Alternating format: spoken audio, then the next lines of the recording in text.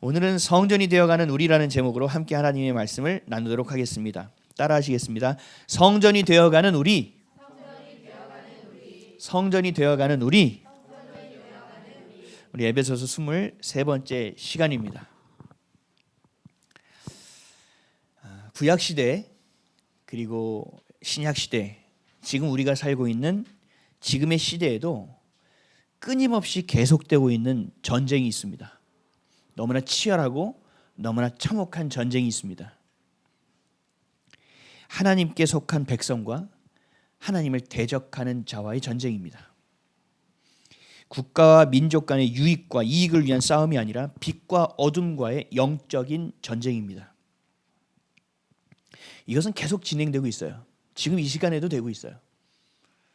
우리가 보지 못하는 그 영적인 세계 안에서 아주 치열하게 하나님 그 천사들과 그 마귀들과 세력이 마치 북을 치면 와 하고 치고 나가서 서로 간에 칼을 휘두르고 창을 휘두르는 것처럼 대치하고 있는 상황이 계속 벌어지고 있고, 그럼 먹고 먹히는 싸움이 지금도 계속 벌어지고 있다는 사실을 여러분들 알고 있어야 돼요. 그래서 우리는 서로 화목할 수 없는, 하나 될 수 없는 삶을 살아가고 있어요. 믿지 않는 자는 믿는 자를 핍박하고 믿는 자는 그 가운데서 또 절망하겠다고 소망을 갖는 이런 싸움이 끝없이 벌어지고 있습니다.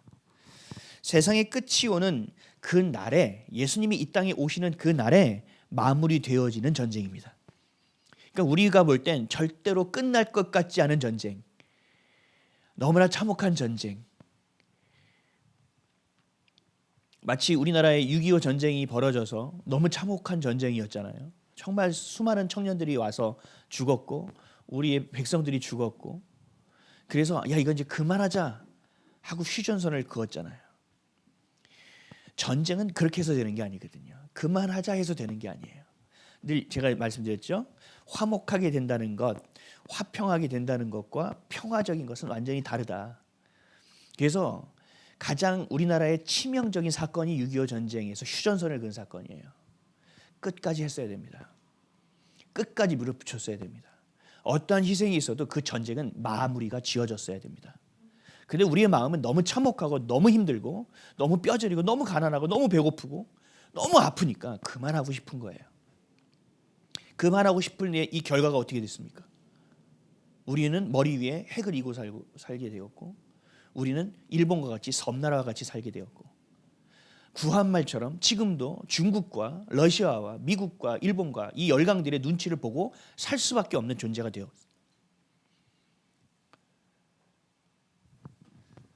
싸움은, 전쟁은 끝까지 해야 되는 겁니다. 끝까지. 영적인 전쟁을 얘기하는 거예요, 여러분. 앞에서 주차로 싸움하는데 끝까지 싸우고 이러면 안 됩니다. 그 정도는 분별하시죠? 종국에는 교회와 하나님을 대적하는 세력과의 싸움이에요. 지금의 우리의 싸움. 그래서 세상은 교회를 그냥 내버려 두지 않습니다. 교회는 그 싸움을 할 수 있는 성도들을 훈련시키는 곳입니다. 교회는 그렇게 성도들이 훈련받고 싸울 수 있도록 무기를 공급하는 곳입니다. 교회는 성도들이 세상과 싸울 수 있도록 먹거리를 제공하는 곳입니다. 영적인 꼴을.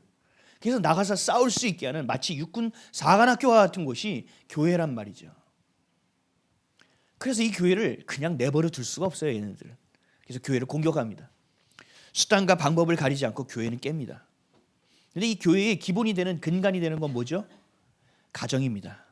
그 가정의 가장 기본적인 건 뭐죠? 부부입니다. 그래서 얘네들이 가장 초점을 맞춰서 가장 심도 있게 모든 힘을 다하여 깨는 것이 부부관계입니다. 그것이 우리나라의 데이터로 증명되고 나타나고 있습니다. 그리고 동성애라는 젠더 이슈를 통해서 드러나고 있습니다. 동성애는요, 가정이 될 수 없습니다. 그래서 그 엇나간 가정, 균열된 가정에서 큰 자녀들은 또 다른 균열된 가정을 만들어냅니다. 계속 양산해내는, 생산이 아니라 너무나 어려운 상황으로 나아갑니다. 교회는 빛의 기반을 두고 있습니다. 세상은 어둠에 속해 있습니다. 이 모든 것의 어둠 가운데 하나님은 교회를 등대와 같이 세우는 거예요. 곳곳에. 그래서 많은 사람들이 얘기했죠. 교회가 이렇게 많아? 아니요. 여러분 그런 시선으로 보면 안 돼요. 야, 교회가 이렇게 많구나. 감사하구나. 저 교회들이 온전한 영적인 등대들이 되어줄 수 있도록 여러분들이 지나다니면서 기도해 줘야 되는 거예요. 그 교회들이 빛을 발하고 하나님이 주신 이 싸움을 할 수 있는 온전한 그 베이스 캠프로 거듭날 때 이제 싸움이 제대로 된 싸움을 할 수 있는 거거든요. 그래서 교회를 흔드는 겁니다. 그래서 교회가 WCC와 WEA와 NCCK 같은 이상한 것으로 현혹되고 미혹돼서 무너지고 망가져 버리는 거예요. 그 리더십들을 그냥 두질 않는다는 얘기죠. 제가 세상 책을 참 많이 봤어요. 전 자기계발서를 굉장히 좋아합니다. 자기계발서도 보고 또 모두 보고 세상이 어떻게 돌아가는지도 보고 세계 그 다보스 포럼이라고 세상이 다음에 어떻게 돌아갈지에 대한 그 포럼이 있어요. 세계 리더십들이 모여서 하는 완전히 악한 회의거든요. 근데 그걸 모르고 그걸 맨날 탐독하고 있었어요. 제가 이제 세상 책은 읽지 않아요. 뉴스도 웬만하면 보지 않으려고 해요. 그리고 그것이 해석되지 않는 한 이것은 보면 여러분들에게 독이 됩니다. 너무 많이 세상의 것을 알면 알수록 하나님의 것이 꺼져갑니다. 내가 어둠 가운데 있을수록 이게 어려워지는 거예요. 어둠 가운데 있으면 뭐가 어둠인지 뭐가 옳은지를 절대 분별할 수 없어요. 여러분 어떻게 해야 됩니까? 빛 가운데로 계속 나와야 돼요. 하나님의 말씀에 진리의 말씀을 계속 붙들어야 돼요. 세상 사람 너 이거 몰라? 이렇게 돌아가는데 이율이 이렇게 올라가는데 금리가 올랐는데 몰라? 너 왜 그러니? 괜찮다라는 거예요. 그 금리를 주장하시는 분은 누구예요? 그 물질의 주인 되시는 분은 누구예요? 우리가 이렇게 간단한 이것을 세상에 들어가 있는 순간 놓쳐버리는 거예요. 교회는 하나님의 지혜를 말합니다. 그럴 때 세상은 뭘 얘기해요? 이렇게 지식을 말합니다. 교회가 하나님의 공의를 말할 때 세상은 율법을 얘기합니다. 법을 얘기합니다. 이거 법에 어긋나는 게 아닌데 뭐. 교회에서 순종을 말할 때 세상에서는 처세를 이야기합니다. 그게 지혜라고 말합니다. 교회에서는 감사할 때 세상에서는 불평하고 욕심을 부립니다. 교회에서는 영원한 기쁨을 향할 때 세상은 잠시의 쾌락에 취하게 만들어버립니다. 완전히 시작점이 다르고 완전히 본질이 다르고 완전히 존재가 다릅니다. 그런데 이런 존재가 다른 이들이 어떻게 대화가 될 수 있고 어떻게 설득이 될 수 있을까요? 여러분 이 정도만 알아도 WCC라는 게 얼마나 가짜라는 것을 여러분들이 알 수 있어야 되는 거예요. 대화로 된다? 불가능합니다. 그것도 카톨릭하고 말도 안 됩니다. 카톨릭은 교회가 완전히 반대입니다. 교회를 핍박하는 집단입니다.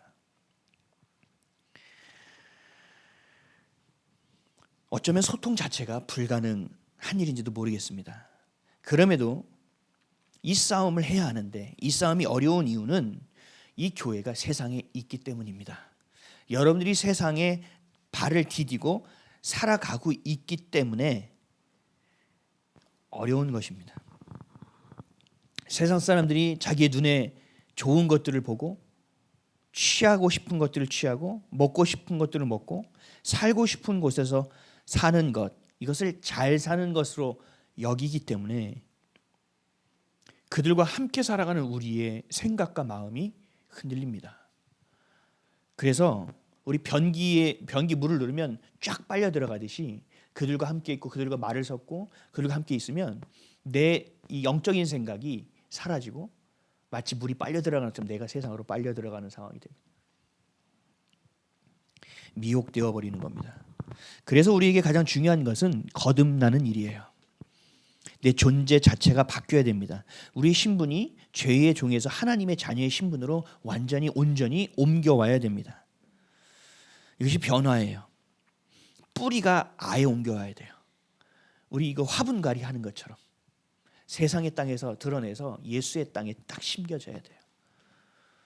이게 돼야 돼요. 이 쉬운 일이 아니잖아요. 저는 분갈이 제가 몇 번 했는데 다 죽더라고요. 저는 뭘 대면 죽더라고요, 식물이.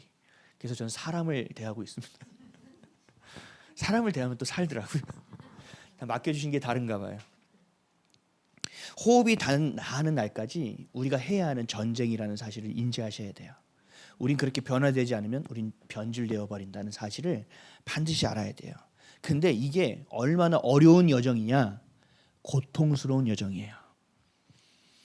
너무나 어려운 여정이에요. 여러분 전도해 보셨죠? 전도하면 가끔 이렇게 하는 얘기가 있어요. 야 너나 잘 살아. 야 네 꼴을 좀 봐봐. 내가 너를 도와야겠니? 네가 나를 도와야겠니?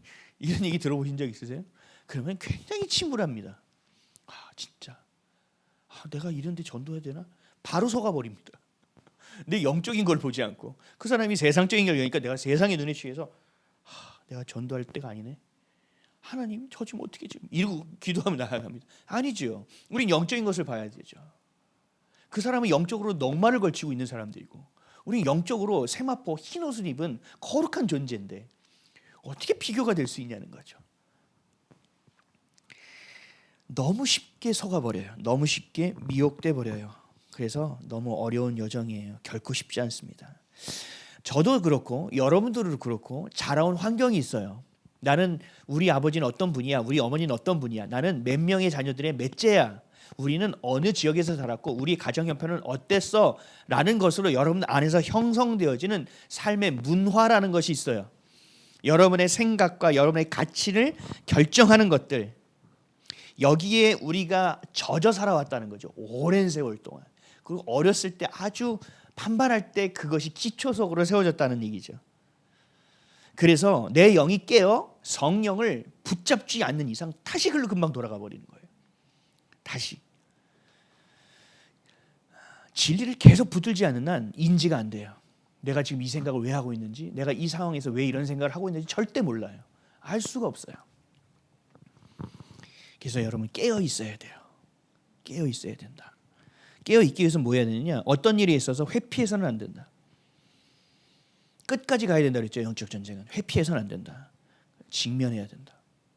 하나님이 해주시겠지? 아니요. 그런 식으로 하나님이 해주시는 분 아니에요. 하나님을 몰라도 너무 몰라요.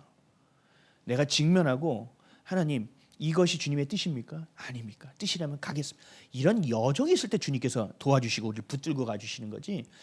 아유 뭐 잘 되면 또 주님의 또 은혜고 안 되면 주님의 뜻이겠지. 이러한 것으로는요 주님 절대 일하지 않으세요. 여러분 이게 뭔지 아세요? 이게 샤머니즘이라는 거예요. 내가 정성이 부족했나 보구나. 이게 우리 안에 문화 안에 있다니까요. 문화. 그러니까 이게 어려운 거예요. 새벽기도 내가 30일 새벽기도 해야지 이렇게 해보신 적 있죠. 100일 기도 해야지. 그런데 내가 50 며칠에 무너졌어. 그럼 어떻게 해요? 그 다음날 안 나가는 사람이 대부분입니다. 다음에 다시 해야지. 100일을 채우는 게 중요한 건가요? 아니잖아요.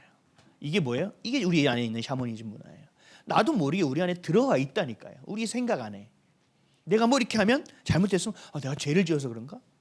물론 그럴 수도 있지만 그게 다가 아니라니까요. 그러니까 이런 1차원적인 우리 문화 안에서 육적인 삶을 사니까 하나님의 것을 해석할 수가 없고 하나님의 의도와 하나님의 시선을 볼 수가 없어요. 여러분 사탄의 정체가 뭐라고 그랬죠? 제가 한마디로 거짓말쟁이. 그렇게 예쁘게 얘기하면 안 돼요. 구라의 아비. 그냥 이건 진짜 못된 거거든요. 많은 게 다 거짓이거든요. 모든 게 거짓이거든요. 얘네는. 이 사탄이 거짓말로 교회들을 붕괴시킵니다. 교회의 리더들을 끄집어내립니다. 그리고 성도를 미혹해서 속이는 일을 반복해서 지금껏 해놓고 있습니다. 고린도후서 11장 13절에서 15절. 그런즉 사람은 거짓 사도요 속이는 일꾼이니 자기를 그리스도의 사도로 가장하는 자들이니라. 이것은 이상한 일이 아니니라. 사탄도 자기를 광명한 천사로 가장하나니 그러므로 사탄의 일꾼들도 자기의 의의 일꾼으로 가장하는 것이 또한 대단한 일이 아니니라. 그들은 마지막은 그 행위대로 되리라. 사탄도 자기를 광명의 천사로 가장할 수 있다는 거예요. 내가 병 낫기를 기도하는데 사탄이 와서 고쳐주고 하나님인 척하면서 그 자리에 와 있을 수 있다는 얘기예요. 그러니까 우리가 우리 안에서 벌어지는 기적과 이적만 바라보면 속이기가 너무 쉬운 거예요. 남녀호랑객교에서도 나온 조혜련 그 집사님이죠. 그분이 얘기한다니요. 그 안에서도 기적이 일어나고 있습니다. 기적이 일어나고 있다는 거예요. 왜요? 사탄도 광명한 천사로 가장할 수 있다니까요. 예수님이 시험 받을 때 사탄도 말씀으로 예수님을 시험했습니다.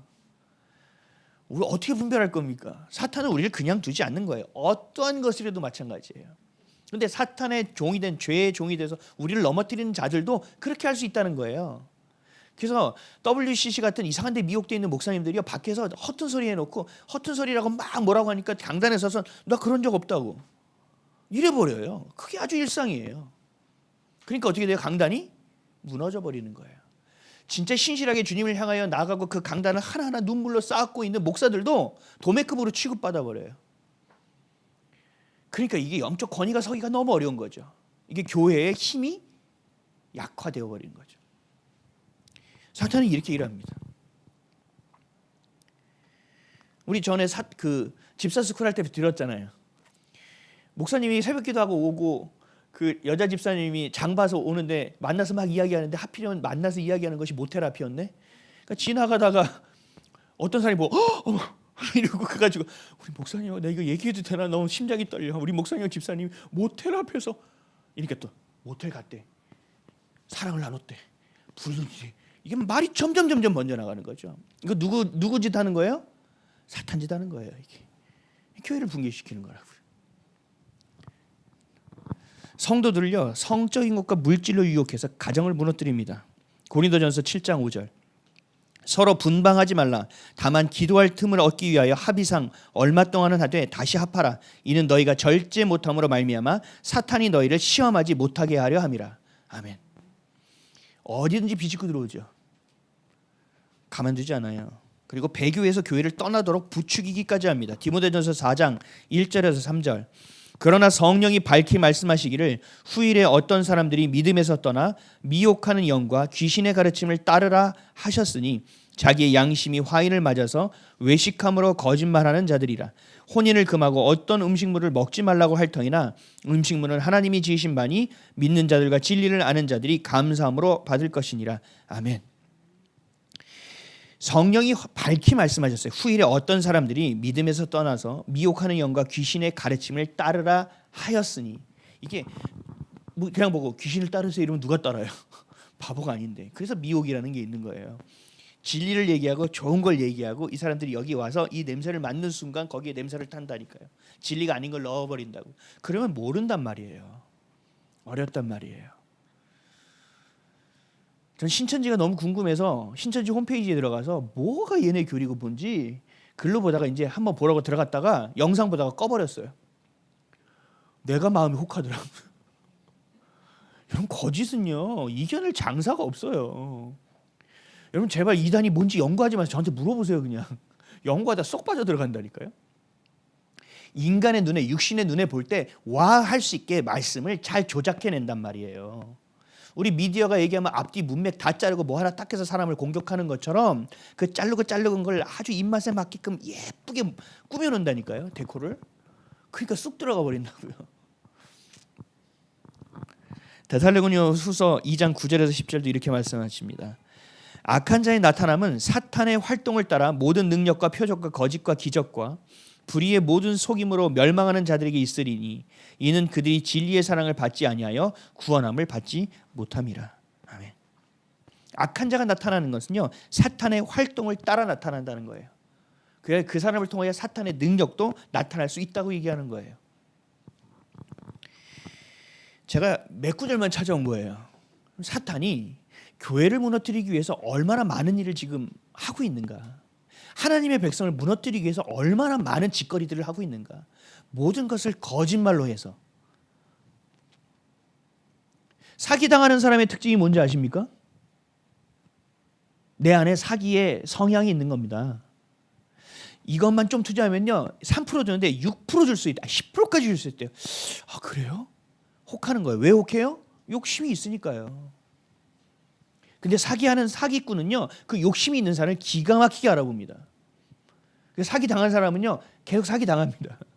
한번 보증 서는 사람은요 계속 보증 씁니다. 한번 상처받은 사람은 계속 상처받습니다.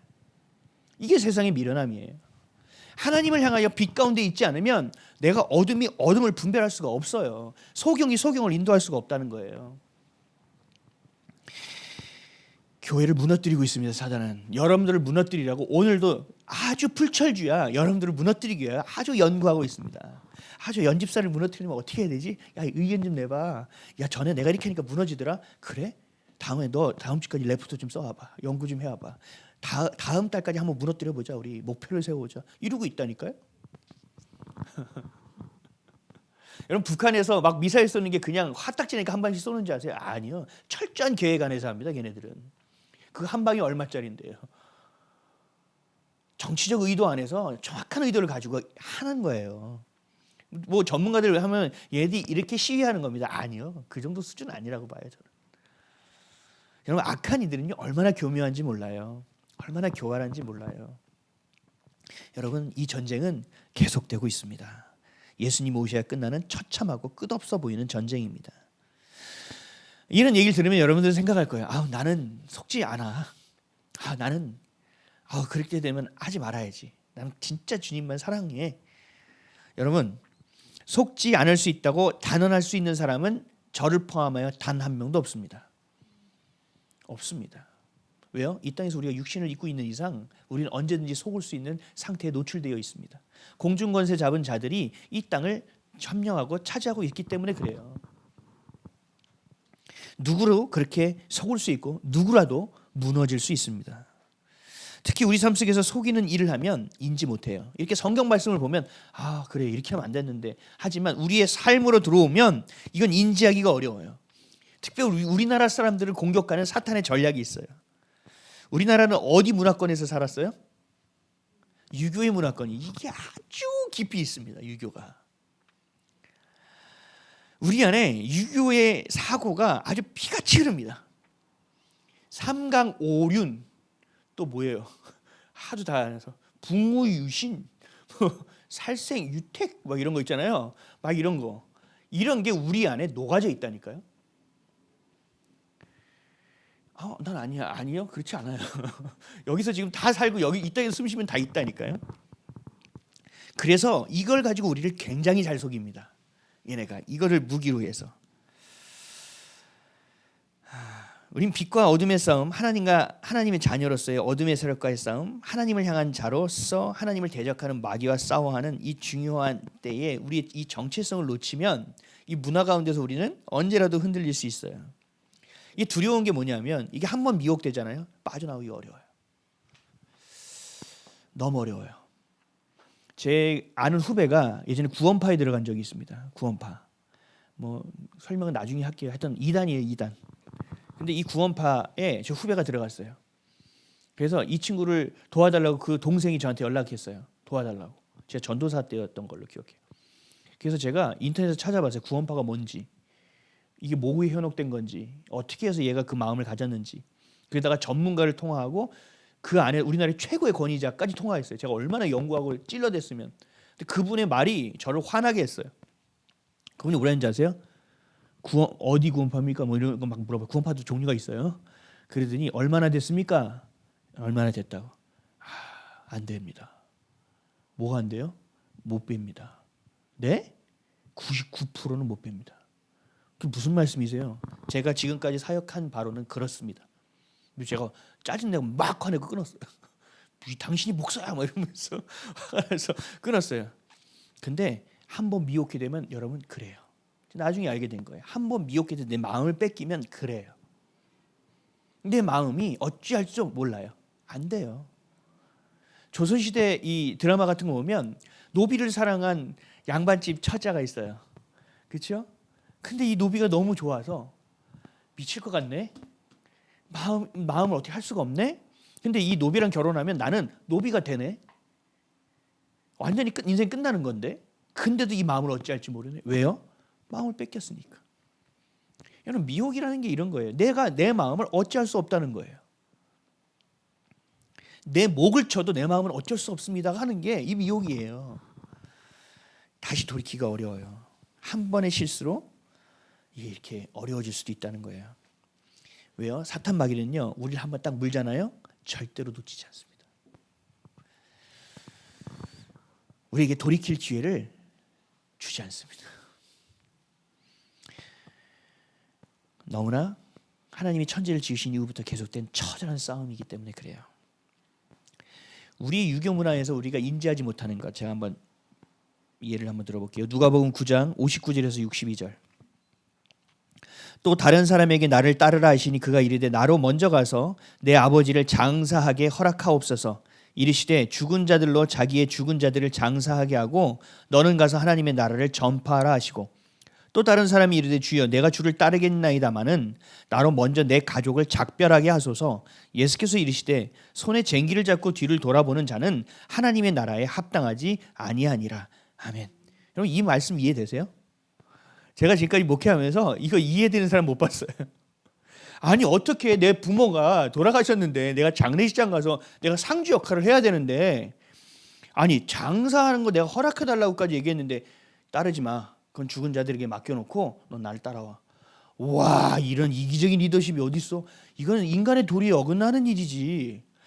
그때 유교 문화와 그때 유대인의 문화와 지금의 문화가 좀 달라서 그런 건 아닐까? 지금에 오셨으면 예수님은 그렇게 얘기하지 않을 거야 라고 사람들이 생각한다라는 거예요. 그러면 하나님 말씀이 진리인가요? 아니라니까요. 그게 내가 가지고 있는 유교 문화가 하나님의 말씀보다 앞서는 상황이 있는 거예요. 아버지가 돌아가셨는데 죽은 자들에게 장사하게 하고 너는 나를 따라 하나님의 나라를 전파하라. 우리나라 사람들 좀처럼 이해 못합니다. 유교적인 피가 흐르기 때문에. 이게 영이 깨어있지 않고 내 머리로 생각하니까 이때 뭐가 발동해요? 내가 지금까지 살아왔던 환경과 내가 살아왔던 문화가 올라오기 시작하는 거예요. 그럼 영적인 진리를 선택 못해요. 그래서 여기에 또 다시 취해버리는. 이게 미혹이라니까요. 금방 순간 하나님의 말씀이 진리가 안 돼버리는 상황이 되는. 근데 내가 하나님의 말씀을 거부했다는 걸 인지가 전혀 안 돼요. 내가 살아온 환경과 문화가 이제부터 나를 좌지우지하기 시작하는 거예요. 그래서 내 선택하는 관계에 없는 수많은 열매들이 생기기 시작합니다. 여러분이라면 이럴 때 어떻게 하시겠습니까? 우리 아버지가 돌아가셨는데 어떻게 하시겠습니까? 주님, 진짜 너무하시네. 제가 바쁘니까 나중에 얘기해요. 일단 이것 좀 처리하고요. 얘기하지 않겠습니까? 가족에게 인사 좀 하게 오겠다. 내가 진짜 내 평생 당신을 따르겠다고 하는데 계속 가족한테 세이 굿바이를 하고 와야 되지 않느냐. 야, 아빠가 가서 나중에 편지 쓸 테니까 너무 슬퍼하지 말고 이런 얘기는 하고 가야 되는 거 아니냐고 했더니 예수님이 얘기하신 거예요. 손에 쟁기를 잡고 뒤를 돌아보는 자는 하나님의 나라에 합당하지 않는다. 와우, 야, 피도 눈물도 없는 예수님이네? 이렇게 돼버리는 거예요. 왜요? 하나님의 나라, 하나님의 백성, 우리가 살아가는 이유, 존재, 목적, 부르심, 나의 생명을 주신 분에 대한 것을 우리가 꽉 붙잡고 있다가 이 유교적인 게 우리 안에 들어와서 사람의 도리가 돌아가고 인간적인 관계가 돌아가기 시작하니까 하나님의 것을 붙들지 못해요. 이게 얼마나 큰 전쟁에 속해 있는 것이 인지가 안 되기 시작하는 거예요. 제가 초반에 얘기한 전쟁, 그 사탄이 우리를 괴롭히고 우리 어지럽게 하고 구라치는 거짓말하는 이 것에 지금 나는 모르는 사람이 돼버린 거예요. 순간 기가 차지 않습니까, 여러분? 이 땅을 살아가는 존재 이유와 목적을 깨닫지 못하면, 우리가 얼마나 큰 전쟁에 참여하고 있는지를 알지 못한다면 결국 예수님이 지금 말씀하신 뜻을 이해하지 못해요. 그래서 다시 우리는 육적인 선택을 하게 됩니다. 하나 더 예가 있습니다. 마태복음 10장 34절에서 38절. 이것도 우리나라 사람들 잘 이해 못해요. 내가 세상에 화평을 주러 온 줄로 생각하지 말라. 화평이 아니요 검을 주러 왔노라.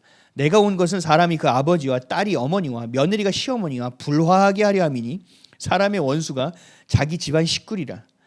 아버지나 어머니를 나보다 더 사랑하는 자는 내게 합당하지 아니하고 아들이나 딸을 나보다 더 사랑하는 자도 내게 합당하지 아니하며 또 자기 십자가를 지고 나를 따르지 않는 자도 내게 합당하지 아니하니라. 아멘. 근데 여러분들은 이제 좀 이해할 수 있을 것 같은데요. 화평이 뭔지를 배웠으니까. 성경에서 말하는 화평, 에이레네가 뭔지를 알았으니까 이제 이게 이해되지 않습니까? 화평은 평안, 하나됨, 서로의 관계가 둘이지만 하나와 같은 에이레네, 연합됨. 이게 화평이잖아요. 그 화평을 주러 왔노라. 어떤 걸까요? 예수 그리스도와의 연합됨, 우리가 교회됨. 이 거대한 이 인류적인 차원의 전쟁 가운데 속해 있는 내가 오늘을 살아가는 그 화평, 그 안에서 있어야 될 화평.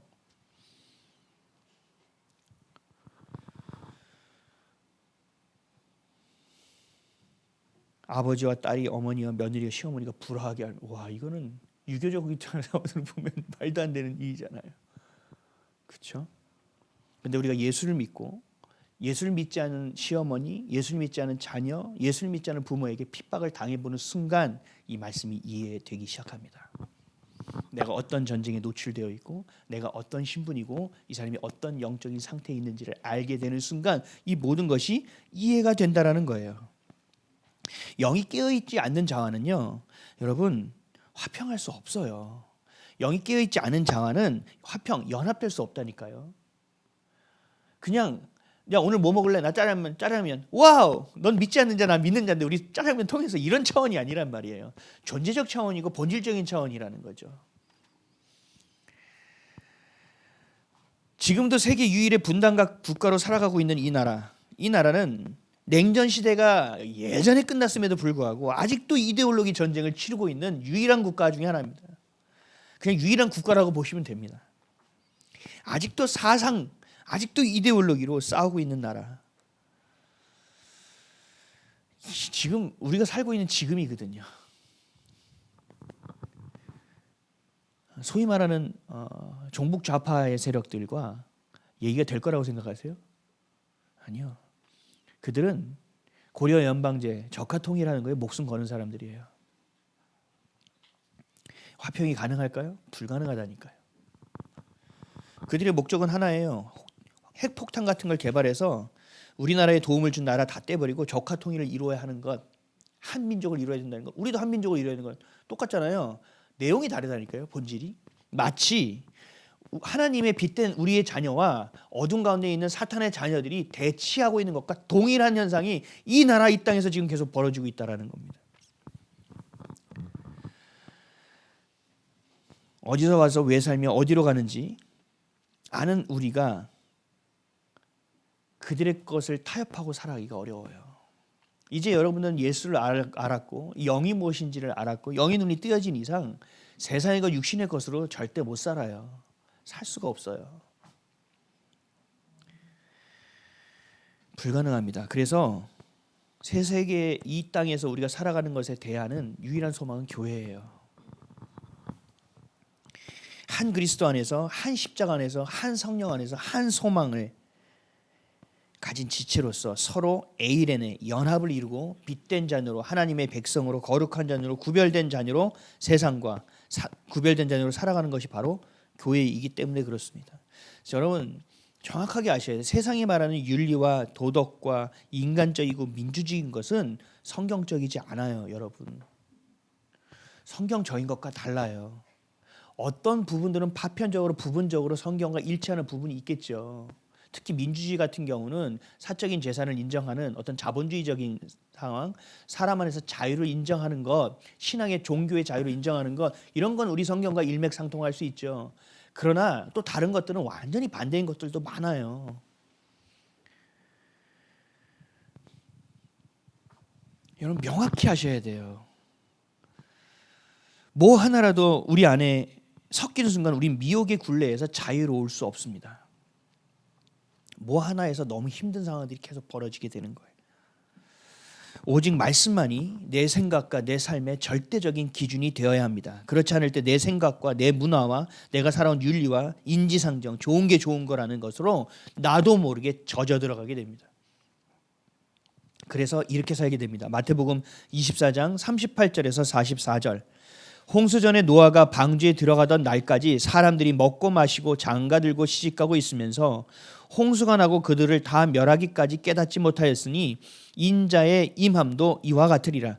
그때 두 사람이 밭에 있음에 한 사람은 데려가고 한 사람은 버려둠을 당할 것이요 두 여자가 맷돌질을 하고 있음에 한 사람은 데려가고 한 사람은 버려둠을 당할 것이니라.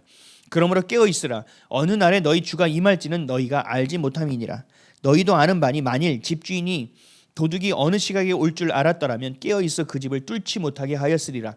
이러므로 너희도 준비하고 있으라. 생각하지 않은 때에 인자가 오리라. 아멘. 여러분 깨어 있으라는 거예요. 세상을 열심히 살라는 거예요. 뭐 결혼하지 말라는 얘기가 아니라 세상에 침체해 있지 말라는 거예요. 세상에 취해 있지 말라는 거예요. 하나님의 것에 영적인 눈을 뜨고 깨어 있으라는 얘기예요. 그러면 속지 않을 수 있다는 거예요. 그럼 반대로 얘기하면 우리는 쉽게 속을 수밖에 없는 존재라는 얘기예요. 우리의 이성으로 분별할 수 없다라는 얘기예요. 우리 영이 깨어 있어야 합니다. 하나님의 말씀 그 진리로 분별할 수 있어야 됩니다. 내 안에 성령께서 가르쳐 주심에 우리는 귀담아 들을 수 있고 청 듣고 종 따를 수 있어야 됩니다.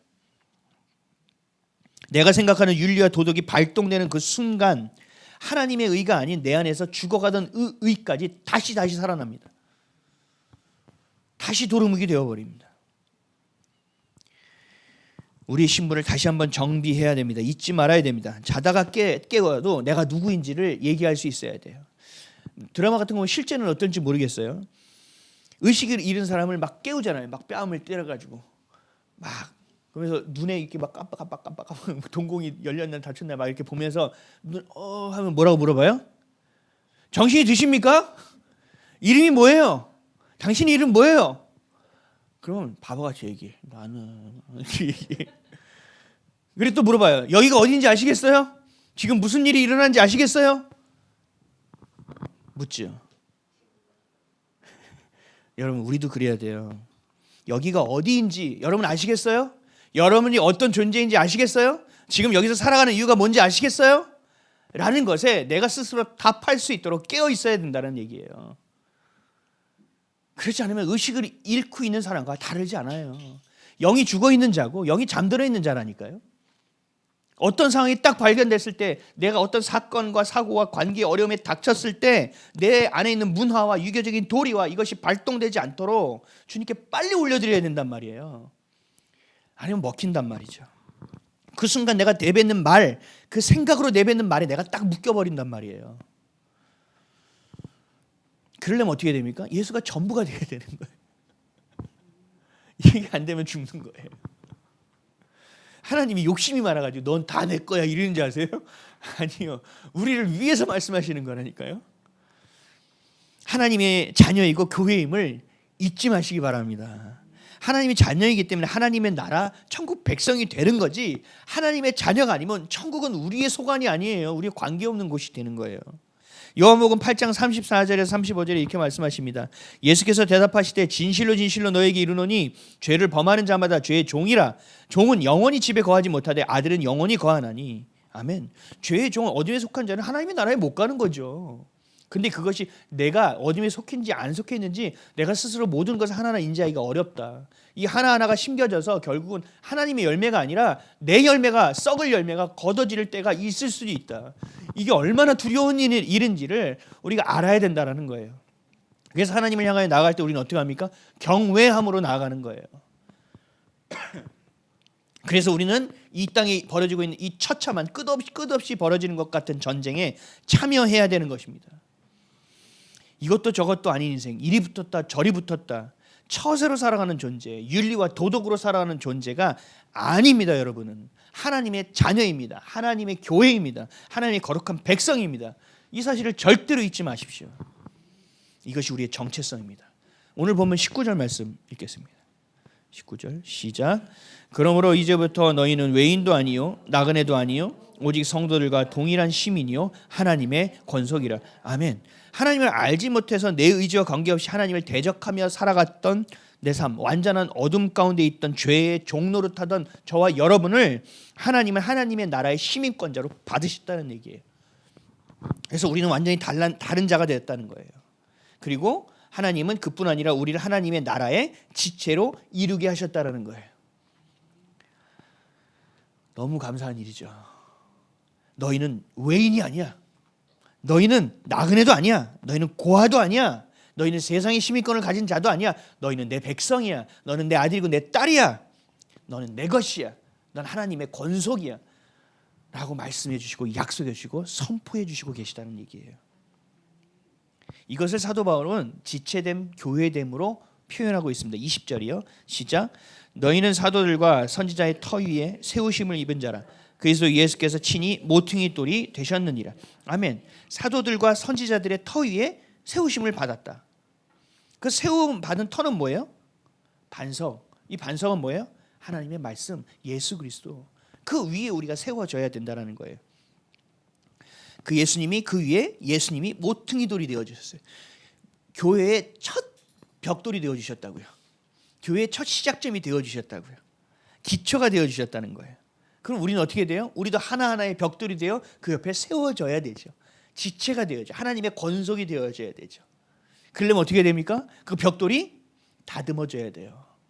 그 벽돌이 단단해야 돼요. 그럼 하나님 우리를 어떻게 하시겠습니까? 교회 안에서 우리를 다듬으시는 거예요. 하나님의 말씀 우리를 다듬으시는 거예요. 어떤 세상에서 벌어지는 환경과 상황 가운데서 우리를 다듬으시는 거예요. 근데 그 다듬는 것이 돌을 보면 망치로 깰 때도 있고 정을 대고 깎을 때도 있고 밟아댈 때도 있고 수많은 일들이 있단 말이죠. 그 가운데서 우리는 교회 되어지는 것입니다. 그래서 내가 아니라 예수 그리스도가 먼저 되어져야 됩니다. 마음대로 지 마음대로 가서 벽돌이 딱 세워지는 것이 아니에요. 모퉁이돌을 기준으로 벽돌은 세워져야 되는 것입니다. 그래서 내 삶이 먼저가 돼서는 안 돼요. 하나님이 먼저가 돼야 되는 거예요. 내가 아니라 그리스도가 먼저 돼야 됩니다. 그래야 기초가 반듯하고 흔들리지 않는 견고한 하나님의 나라의 교회를 세울 수 있는 것입니다. 사랑하는 성도 여러분, 반드시 내 것이 아니라 윤리가 아니라 도덕이 아니라 도리가 아니라 하나님의 나라가 우선되는 저와 여러분 되시기를 예수 그리스도의 이름으로 축원드립니다. 마지막 절 22절 읽겠습니다. 시작. 그의 안에서 건물마다 서로 연결되어 주 안에서 성전이 되어가고 그의 안에서 예수 안에서 말씀 안에서 건물마다 성도 한 명 한 명이 교회가 되어 교회가 서로 연결되어져야 한다라는 거예요. 그리고 주 안에서 예수 안에서 말씀 안에서 거룩한 하나님의 임재의 장소가 되어야 한다. 그것이 성전이다. 그냥 성전이 되는 것이 아니다. 여기서는 성전이 되어간다라고 얘기합니다. 이 시제가 연장형이라고 그래요. 우리는 진행형이라고 알고 있죠. 성장하고 성숙해 가는 것을 의미합니다. 교회가 딱 되어지고 벽돌 하나 딱 세워지는 걸로 끝나는 것이 아니라 그렇게 계속 만들어져 가는 거, 빚어져 가는 거라는 거죠. 우리 그 도예 하시는 분은 발로 막 돌리면서 이렇게 막 만지잖아요. 그렇게 우리가 만들어져 간다는 얘기예요. 진행형이에요. 연단되어져야 됩니다. 그러려면 깎여져야 됩니다. 내 성질머리가, 내 고집이, 내 안에 있는 나만의 의와 내 생각과 내가 믿는 신념이 예수 그리스도로 그 말씀으로 연단되어지고 깎여져 나가야 됩니다. 유일한 진리가 되셔야만 됩니다. 이게 바로 변화예요. 변화라는 단어는 참 어려운 거죠. 하나님의 자녀답게, 장남답게, 장녀답게, 또 집사답게, 권사답게, 아비답게, 어미답게 하나님의 형상에 맞게 자라나는 거예요. 하나하나가 아름답게. 그래서 우리는 교회는요, 서로가 서로를 신뢰할 수 있어야 돼요. 그리고 서로가 서로를 위해서 기도할 수 있어야 돼요. 그리고 하나님의 임재하심과 하나님의 일하심을 함께 경험할 수 있게 되어져야 돼요. 하나님의 나라의 영적인 것이 무엇인지를 함께 맛볼 수 있어야 돼요. 그래서 믿음으로 보고, 믿음으로 듣고, 믿음으로 생각하고, 믿음으로 말하고, 믿음으로 행하는 삶이 되어지는 것이 바로 교회입니다. 성전이 되어가는 모습이라는 거죠. 우리 마지막 절 읽겠습니다. 시작.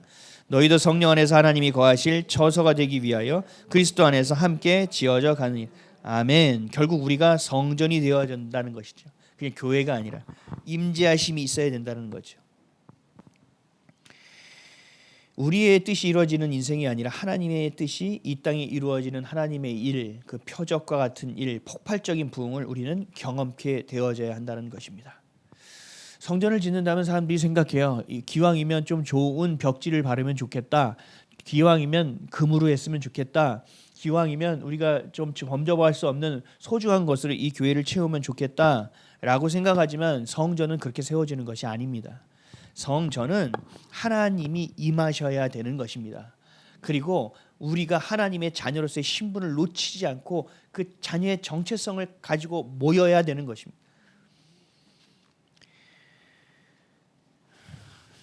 이게 바로 교회예요.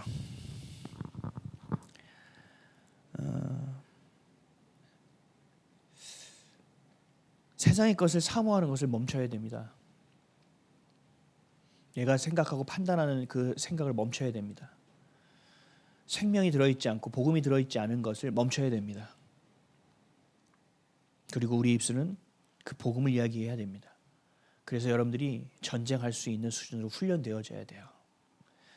수많은 사람들이 있어도 믿지 않는 자가 있어도 내가 거기서 빛을 밝힐 수 있는 수준이 돼야 돼요. 그리고 영적인 실력들이 될 수 있도록 훈련 받으셔야 돼요. 북한은 완전히 사탄의 나라를 아주 동일하게 그려놓고 있습니다. 그 사탄의 나라가 무너지며 그 문이 열리는 순간 우리는 어떻게 됩니까?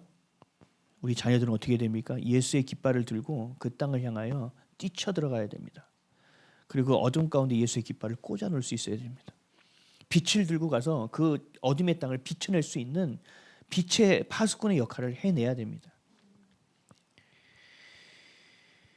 그러려면 우리가 세상에 멈춰 있어서는 안 됩니다. 예수의 것이 우리 안에 온전히 있어야 됩니다.